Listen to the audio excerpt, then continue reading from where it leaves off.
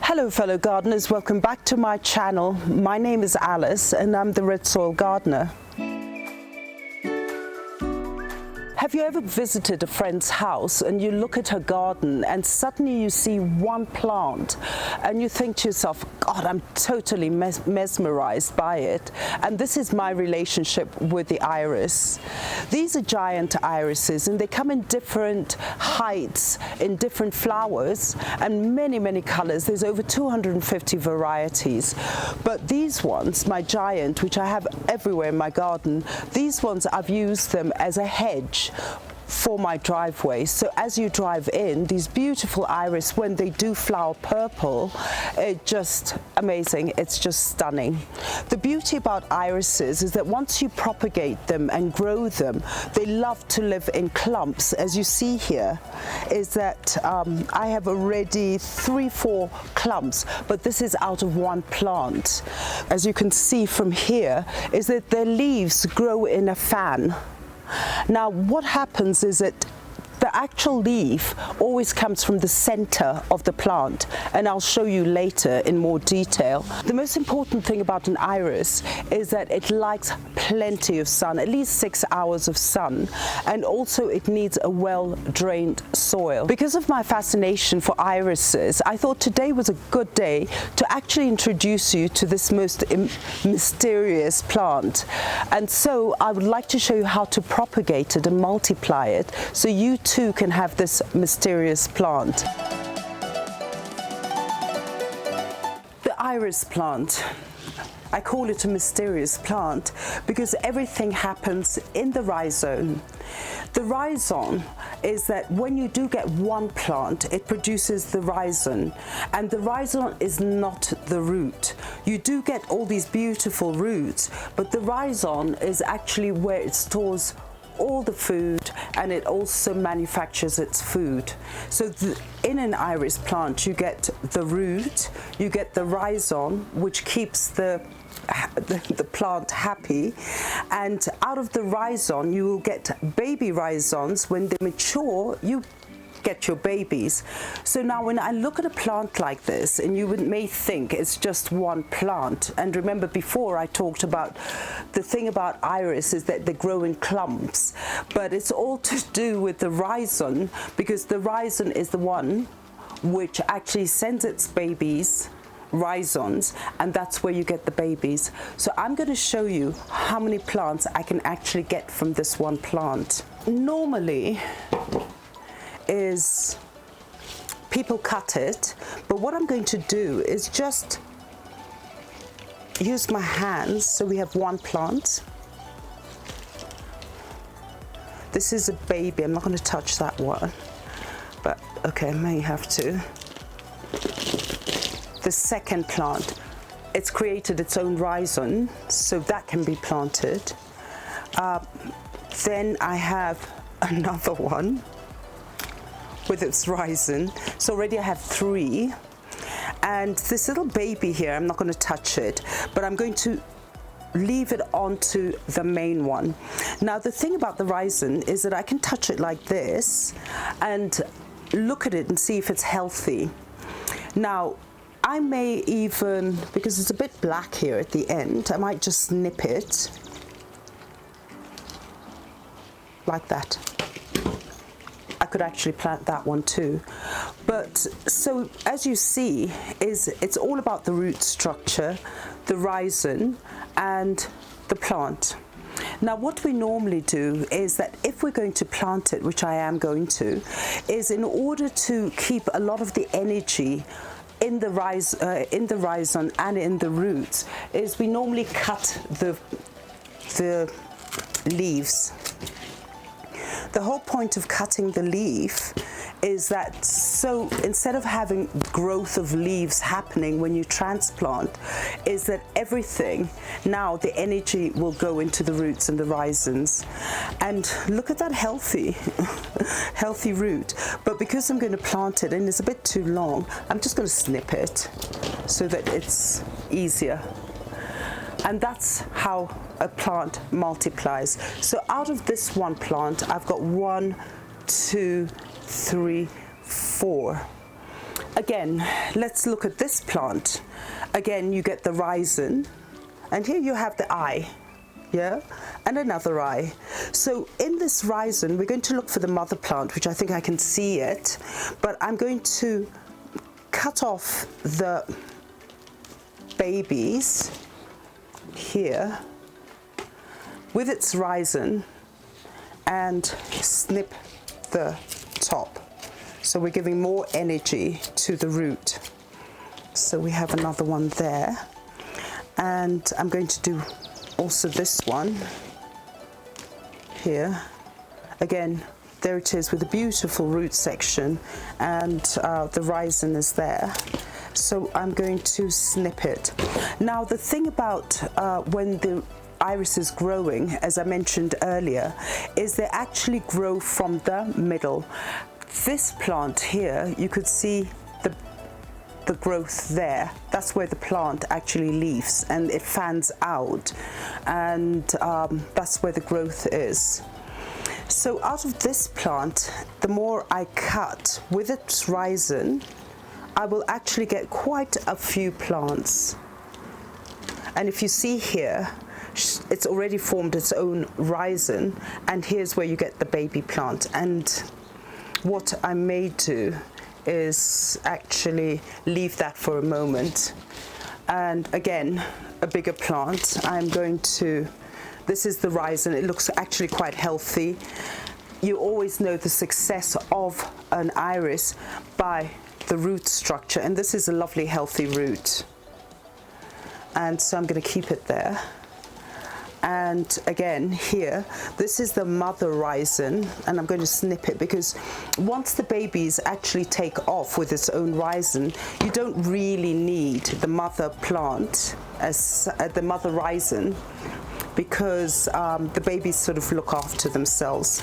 And so I'm going to snip this and snip that so we get more strength in the root.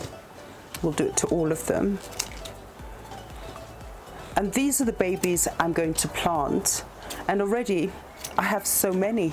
I have 1, 2, 3, 4, 5, 6, 7, 8, 9, 10 out of that 2 plants. Now this iris has this beautiful flower. I have a lot of them in my garden, and they're actually starting to flower at this point. And the beauty about irises is that when they do grow, I'll show you some of it, is look at that lovely plant. And the way to know if it's a bearded or beardless iris is when you look at the iris. This is called the standard, the top leaf. These are called the fall, and usually in between there is where it's all sort of designed, is that you may find that it's got a furry section, and that's why they call them bearded. But I can't see very well without my glasses, so that's what the plant looks like. And again, the same principle is this one. Remember, it's a bit of a grayish green.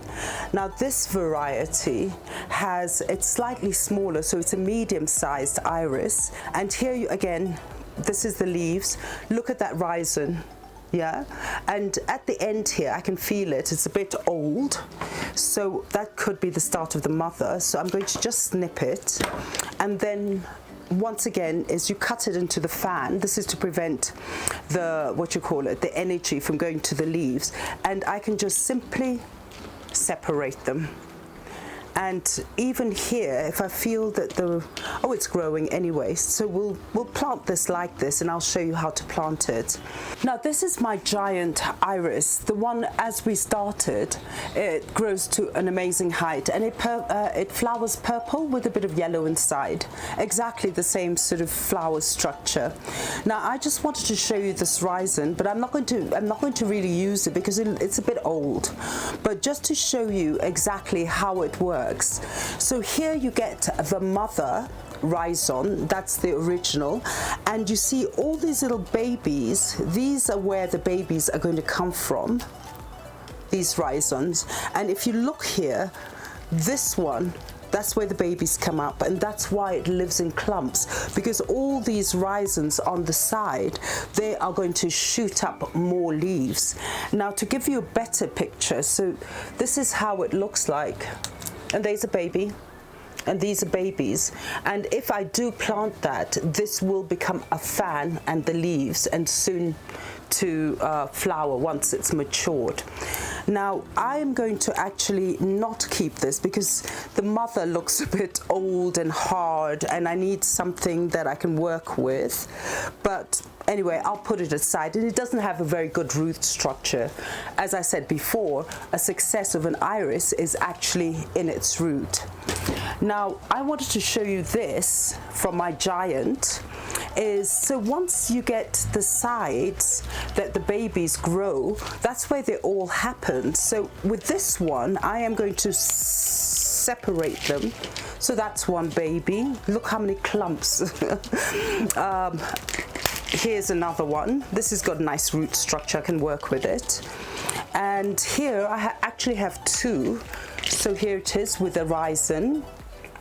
And here for this particular one, because I said I'm not keeping this old rhizome, I'm just going to snip it, because this is old, I can see, but that's what a rhizome looks like. It looks like a ginger plant. Yeah, I'm just going to take it down a bit, so just to give it enough strength to restart. There we go. I'm going to remove that. I will just put this in a pot and then really wait for a good root structure, because once I get a good root structure, it'll start producing its own babies and it'll be much stronger. Now, I found these beautiful little irises, and I'm really curious because I've never really seen them, and I'd really be interested to see what sort of flower I will get. Again, here we go, the rhizome. If you see here, this big stem is the rhizome, and if I show you here, out of the rhizome you get the babies. There you go, do you see? So basically these I can actually also multiply. Again, you get the babies on the side, there it is. I can also multiply and grow them. And when you get a lovely root structure, a lot of them do you see? This is a lovely root structure. So basically, I'm going to pot these. And again, the same principle, I'm going to cut it down so we don't have so much energy going into the root, looking after the leaves.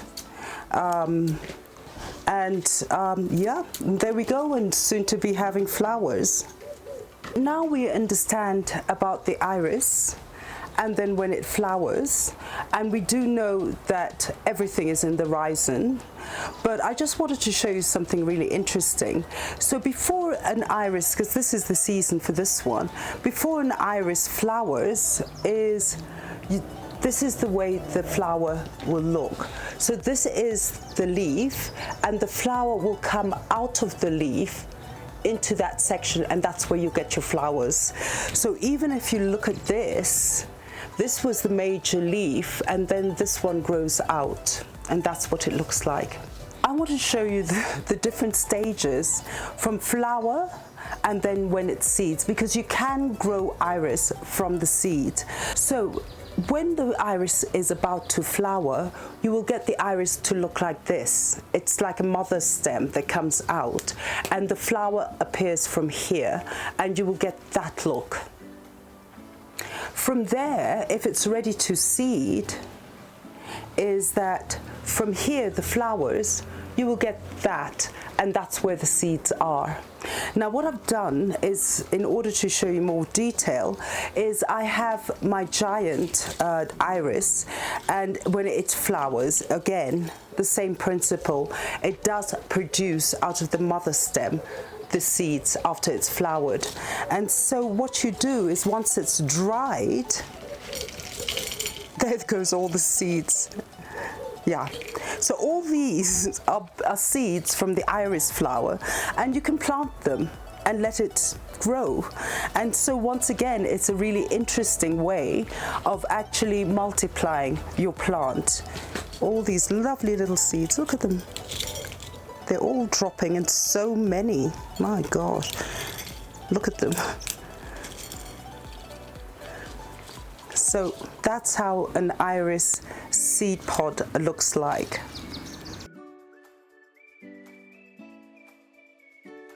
The last thing I'd like to point out, it's not usual, but sometimes in a plant, as in this one, is as it flowers and it turns to seed, the mother leaf sometimes gets heavy and it falls to the ground. And then what you do, I can't work it out, but then what happens is that as it falls onto the ground, you do get rooting, and suddenly you get an iris baby appearing. So it's like it falls and then it seeds, and if you look on the ground, you will get your baby irises coming out, and you see they ground themselves and they've got roots. And you can actually keep them, sort of put them in a greenhouse, or just try to grow them, by putting it in the soil, and it will take off. So there you go. Do you see the roots? Beautiful roots it started, but I just walked past and I saw it on the floor and I thought, wow, I can keep that for my collection. Now that we've understood about the iris, I'm going to take you and we're going to plant it in a pot. I usually do this when I'm not very sure, because it's the first time I'm dealing with small irises and I want to monitor it. So I'm going to put it in a pot and let it multiply, and then when I have enough, I'm going to transplant it into my garden. So come with me now. So now it's planting time for my sweet little irises. But all we have to remember is when we plant is this, the rhizomes are not the roots. The roots are here, and then the thing about rhizomes is that, as we mentioned before, this is where they manufacture the food and this is where they store it. It doesn't like to be submerged. So what we're going to do is make sure some of that rhizome is opened. That means you don't have soil, and so we can get the sunlight in order to manufacture the food. So I'm going to show you what to do. I'm taking this iris and I'm going to actually position it in a way, because it's going to fan out.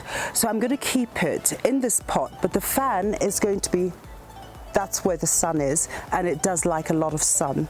So I'm going to make a hole as here. And I'm going to make it here in the back. I'm going to take the leaf, the roots, I'm going to sink it in the soil nicely, and I'm going to cover the roots.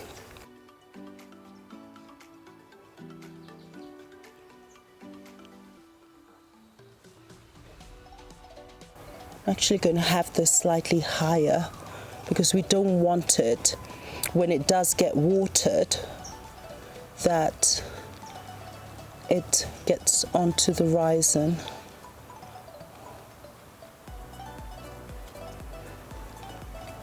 Slightly higher.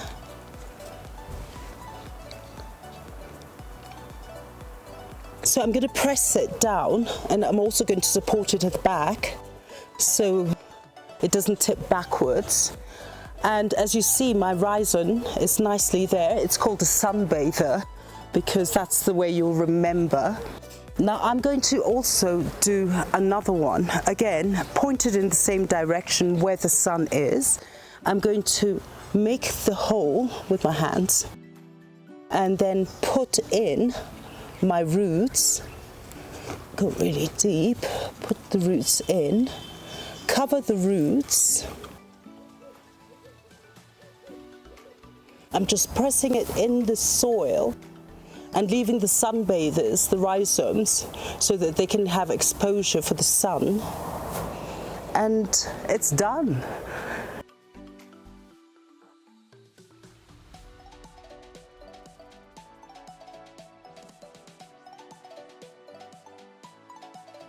thank you for joining me on my channel about these beautiful irises. I hope you enjoyed it, and don't forget to like and share and subscribe to my channel, and don't forget to press that notification button so that anytime we have a new episode you'll be notified. Have a lovely day.